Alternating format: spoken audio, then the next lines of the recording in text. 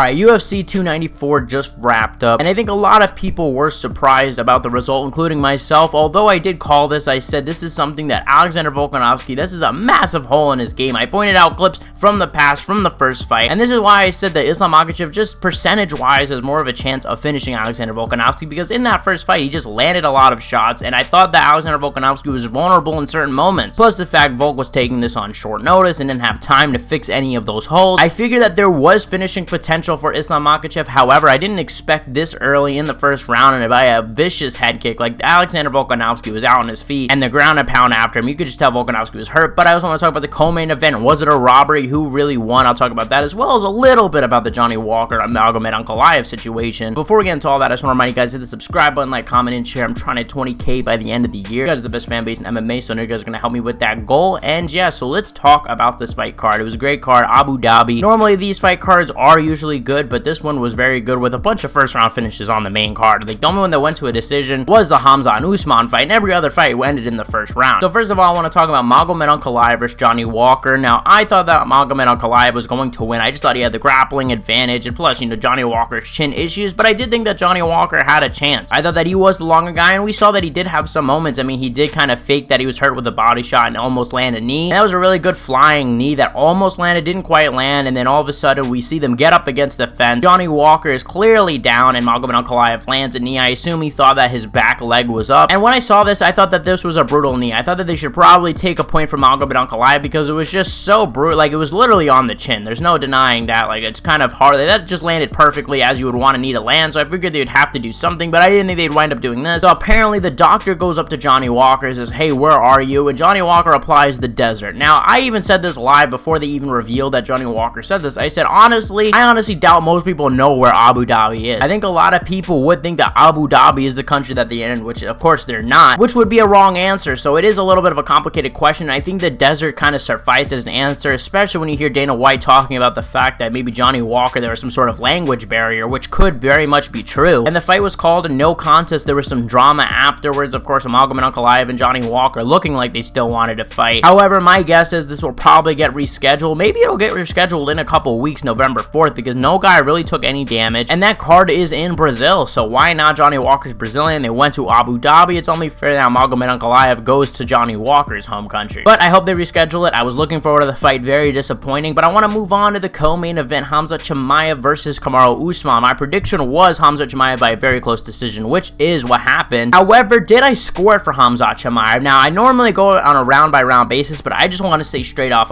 the bat, I gave it a Kamaru, right? I thought Kamaru Usman won the fight. Round one ends, and yes, Khamzat Chimaev had a beautiful round one. Went as I kind of predicted. I told you guys I thought he was going to shoot for a takedown, maybe not get it, but eventually get it, and he did get it right away, but he did having to keep fighting through, having to keep wrestle, because like I told you guys in the prediction, if Kevin Holland was able to out-scramble Khamzat Chimaev, even for a little bit, just to get up on the feet, just even though it was for a little bit, so Kamaru Usman. So I didn't think it was going to be a situation like Li Jingliang where he just picks him up and dumps him on his head. I don't think anybody really thought that either. But yeah, he kind of just controlled Kamaru Usman, put a lot of his strength, and I think that round really drained Khamzat Chimaev. So I think after that, he slowed down a little bit. We saw in round two, it was pretty close up until I think Kamaru landed like a right hand that was pretty good. Kamaru clearly won that second round. I don't think you can make a debate. And round three, I gave to Kamaru. He had a lot of good moments on the feet. He got taken down for the last 90 seconds, but when you look at what Khamzat did on the ground, he really didn't have much damage on the ground against Kamaru Usman, especially that round. So what are we really going to score on? Are we really going to score that control time over the right hands that Kamaru was landing and the jabs that he was landing, the combinations he was landing? So I gave it 29-28 Usman, and I want to go over the 10-8 thing, right? Round one, obviously there is a debate. Is that a 10-8 or is it not? In my opinion, I saw a lot of people scoring at a 10-8. However, I just didn't see it. A 10-8, in my opinion, you have to have some sort of damage coming on. And yes, although Khamzat pretty much controlled Kamaru Usman for 5 minutes, I just thought that there wasn't enough damage to give a 10-8, so I thought it was a 10-9, but still a pretty good round from Khamzat. So with that being said, I had a 29-28 Usman, and I was almost pretty confident going into the judges' scorecards that Usman was going to get it, or at the very least a draw. Like, I couldn't really see you giving round 3 to Usman. I mean, I guess I kind of can, because yes, Khamzat did get the takedown at the end, but Usman got up from the takedown. That's another thing. He wasn't even able to control Usman all that long. And now I don't know the judges' scorecard. One guy gave it a draw with a 10-8 in the first round, and the last two for Usman, and then the other ones I believe gave it 29-27. So basically rounds 1 and 3 for Khamzat, with 1 being a 10-8 and 2 going to Usman, which, you know, kind of makes sense. I think 3 is definitely the one that's up for debate, and I'm more curious to see what happens next. Now apparently Khamzat Khamzat broke his hand. Didn't think that this was particularly a good performance. The guy has been out for now over a year, right? And the guy has been talking shit from the sidelines. I was hoping for a good performance, and look, listen, to be fair to Khamzat, he was preparing for a different style with Paulo Costa. This just kind of makes me think that Paulo Costa would have won. I think Paulo was willing to throw recklessly more than maybe Kamaru Usman was, and plus Paulo Costa is a black belt in jiu-jitsu, so I think he would have been able to defend a lot of those chokes and things like that. However, I think the wrestling advantages go to Khamzat. I hope that fight gets rescheduled at some point, although it does look like Khamzat's going to fight Sean Strickland for the title. How does that matchup go? I mean, they have trained together. According to Sean Strickland himself, Khamzat Chimaev tapped him out a few times, while Sean Strickland had success on the feet, which is how you pretty much expect that matchup to go. Of course, in MMA, it's different. You're going to start off on the feet. So he does have a chance to beat Khamzat Chimaev as long as it doesn't go to the ground. However, honestly, I think we're probably going to see a Khamzat win. And honestly, I think that Usman should stay at 185 and that he should consider fighting Dricus du Plessis. Maybe the UFC goes to South Africa for an event for a fight night. That would be an epic main event. And we'd finally go to Africa and it would be a really good main event because you'd have, you know, Usman and Dricus du Plessis. They've had back and forth in the past. Plus, if Usman wins, he gets back in the title picture, you know, especially because, look, I mean, let's say it how it is. And I said this in the last video. I said to you guys, I said, hey, don't count Usman out. Don't say that he is too old. Don't say he's washed just because he lost to Leon Edwards. And I think after seeing this fight, I think most people can agree Usman is still that guy. Usman is getting up there in age, and I think probably will retire within the next year or so. But the guy definitely still has, and he's still a danger. He almost just beat Khamzat Chimaev. He was this close. In my opinion, I thought he beat him. Usman clearly didn't agree with the decision, and I honestly share that same belief. But I want to talk about the main event, Islam Makhachev versus Alexander Volkanovski II. Now, the first one was a very close fight where Alexander Volkanovski, I thought, won the first fight. And I think with a full camp, I think Volk would have won, and I would have predicted Volkanovski to win. However, because it was on short notice, I felt like a lot of the holes that were in his game in the first fight, a lot of the mistakes that Volk was making, I felt like he wasn't going to be able to fully correct them because he didn't have a full training camp, and he wasn't able to focus on those specific things. And I said to you guys, I said, hey, you know, Islam Makhachev is a good striker, right? I could see that from the Volkanovski fight. He landed a lot of good strikes. He had really good accuracy, especially in round 5. I remember that knee that he lands and then a left hand immediately behind it. Like, that was a really good shot. And the fight starts, and Islam Makhachev does actually try to take down Alexander Volkanovski in the first round and fails. And man, I was like, damn, Volkanovski's doing well. I thought he was winning the beginning of the fight. Then once they separate, I feel like that's when things went downhill because Islam lands a left hand, and I'm like, ooh, he's making the same kind of mistakes, kind of rushing in, getting caught by Islam. Then the head kick lands, and man, he already attempted a head kick earlier in that round, was clearly trying to set it up. And I had said this in the breakdown for the prediction for this fight, right? I told you guys, I said, hey, listen, Volk almost got caught with a head kick in the last fight. I had it in the video. You guys could literally go back and check and see me saying this. But I also played the clip of Holloway dropping Volkanovski with the head kick too. It is a massive, massive hole in Volkanovski's game. And to be quite honest, this is just a very amateur mistake. I don't know how you get caught with his head kick over and over again. Like, it has happened in every fight, especially preparing for someone like Yair Rodriguez. I feel like this was a mistake that he should have definitely tried to, you know, close. I feel like if I can see it, Volkanovski should be able to see it, right? Volkanovski's fighting at the highest level. I'm nowhere near as accomplished as that guy is. He should be able to know this massive hole that's in his game, and obviously Islam was able to see it because, like I said, if I'm able to see it, I'm sure they're going to be able to see it. Islam lands a perfect head kick right over the guard, lands on the temple. You can see Volkanovski rock. Follow-up shots from Islam, and Volkanovski is out in 3 minutes. Man, this is a crazy sport. I have no idea. I cannot believe that Islam actually just knocked him out. But yeah, I want to talk about what this performance means for Islam because, look, I think Islam, and I've said this time and time again, I think he's a guy that can potentially become one of the greatest of all time and definitely one of the greatest lightweights of all time because of how well-rounded he is. And I have to say that this performance is probably better than any performance Khabib had during his title reign. This was a great performance from Islam Makhachev. I'm excited to see what happens next. I like that he was building up the fight. I gotta say, Islam Makhachev's a low-key kind of winning me a little bit over. I haven't liked some of the things he's had to say in the past. However, I think he's going more towards the neutral kind of side of things. I'm hoping Charles beats him in the rematch. I'm going to be rooting for Charles. Dana White said that Charles is next for Islam, so that fight is most likely going to happen next. And I think it'll happen because, look, they could just, you know, run these guys back ASAP, right? Charles has a cut. Islam just knocked him out in 3 minutes. I say, why not run it in January, in 3 months, in Vancouver? Volkanovski should not be fighting on that card. The dude just got knocked out. Let him rest. It's pretty concerning to hear him say things like, oh, that he needs to fight, otherwise his head's not going to be straight, because let's be honest, at some point you have to stop fighting, okay? So you have to figure that out, and Volkanovski, I hope he figures that out. But yeah, I'm sad for Volkanovski. Obviously, he's probably going to go fight Ilia Topuria next. We know what's next for him. And yeah, that was UFC 294, guys. Let me know in the comment section below what you guys thought about the pay-per-view. What was the most shocking moment of the whole pay-per-view? For me, it was obviously Islam Makhachev knocking out Alexander Volkanovski. But let me know what you guys think in the comment section below. You guys are the best fan base in MMA. Thank you guys for the support, and I'll see you guys